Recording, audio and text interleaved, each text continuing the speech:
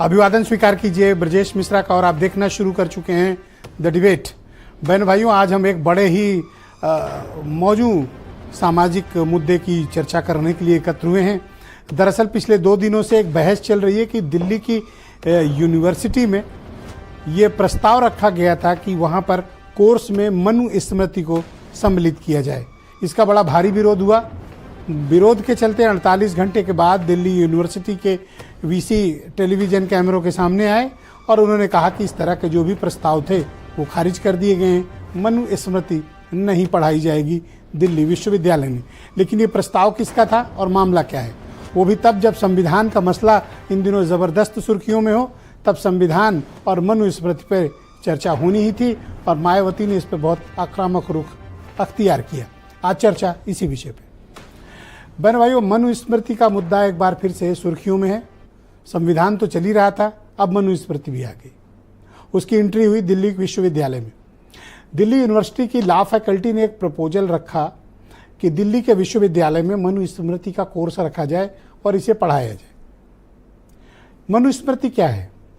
दरअसल मनु स्मृति हिंदुओं का एक ऐसा धर्मशास्त्र है जो उनके जीवन की पद्धति, उनके रिचुअल्स, उनके रिलीजियस इशूज़, उनके सिविल डिस्प्यूट्स, उनके क्रिमिनल डिस्प्यूट्स, उनकी लाइफ स्टाइल, उनकी वर्ण व्यवस्था जिसमें ब्राह्मण, क्षत्रिय, वैश्य, शूद्र, इस तरह की व्यवस्था, आश्रम पद्धति भी उसी में है कि ब्रह्मचर्य, गृहस्थ जीवन और वानप्रस्थ आश्रम और उसके बाद संन्यास।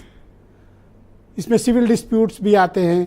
वुमेन एंड चाइल्ड, महिलाओं के और बच्चों के क्या अधिकार होने चाहिए, क्या नहीं होने चाहिए, कौन पठन पाठन का काम करेगा, कौन राज करेगा, कौन व्यापार करेगा और कौन लेबर मजदूरी करेगा, ये सब की वर्ण व्यवस्था मनु की गई थी।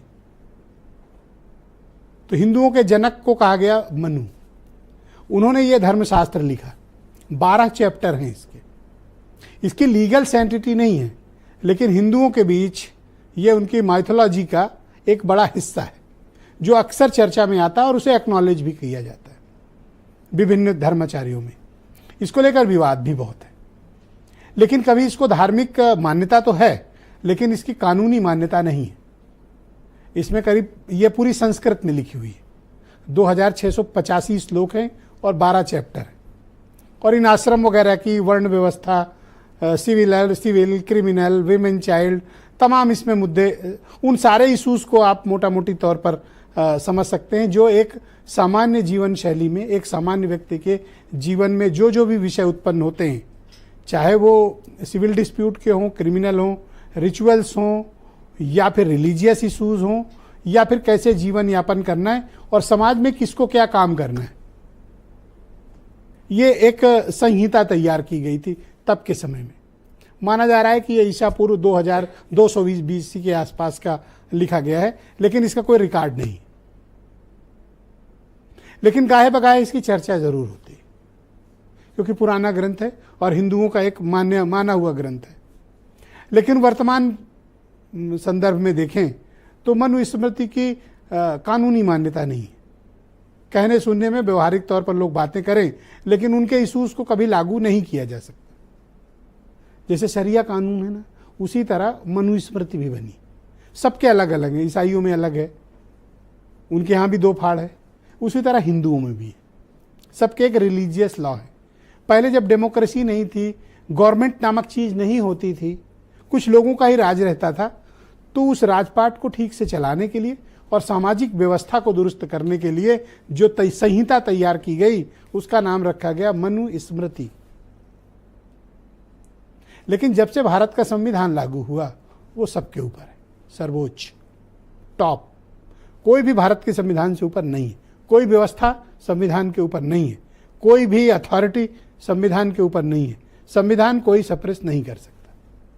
संविधान से ये देश है और संविधान बदलना भी असंभव है। संशोधन होते हैं लेकिन इसके मूलभूत ढांचे को कोई 500 सीट भी जीत के आ जाएगा तो भी नहीं बदल सकता। ये कड़ी सच्चाई है।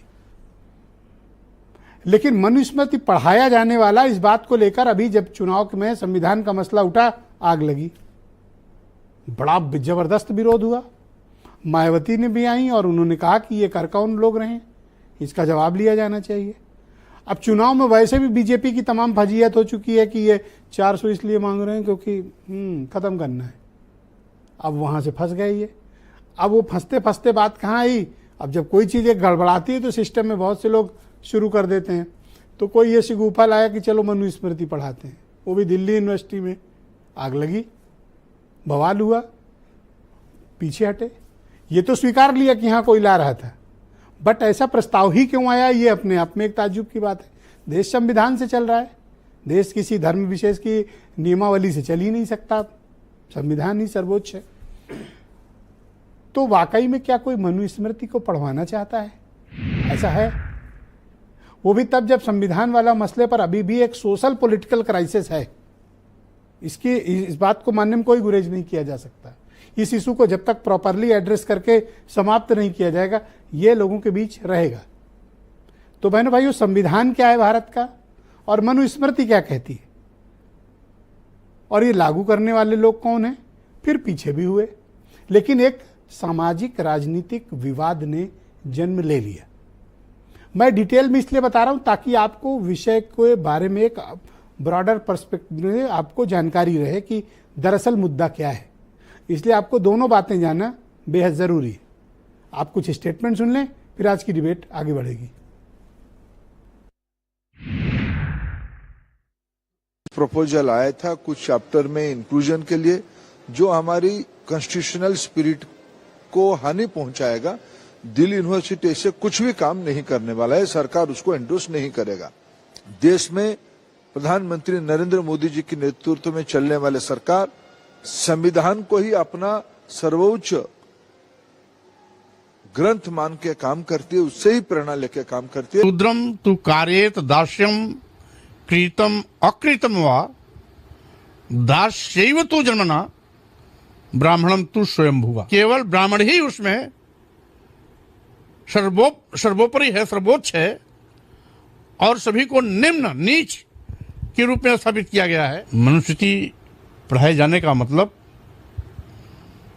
इस देश में जात पात, छुआछूत, ऊंच नीच, भेदभाव और विषमता को बढ़ावा देना है। किसी भी विश्वविद्यालय में या किसी भी कॉलेज में या किसी भी स्कूल में मनुस्मृति टाइप की चीज़ें या कोई धार्मिक चीज़ें पढ़ाना ठीक नहीं है। भारत के संविधान के अनुसार इस देश चलेगा, न कि मनुस्मृति के हिसाब से चलेगा। लॉ फैकल्टी ने जो प्रस्ताव दिया था मनुस्मृति पढ़ाने का, वो कहीं ना कहीं भारतीय जनता पार्टी की सोच को दर्शाता है कि भारतीय जनता पार्टी वो छात्रों को क्या पढ़ाना चाहती है, देश के भविष्य को क्या पढ़ाना चाहती है, वो किसको बांटना चाहती है, क्या बताना चाहती है। राहुल गांधी जी जो आरोप लगा रहे हैं लगातार, चुनाव में भी कहा कि संविधान को खतरा है, विश्वविद्यालय को खतरा है, कॉलेजों को खतरा है, शिक्षा नीति को खतरा है, वो सारे आरोप एकदम सत्य साबित होते जा रहे हैं।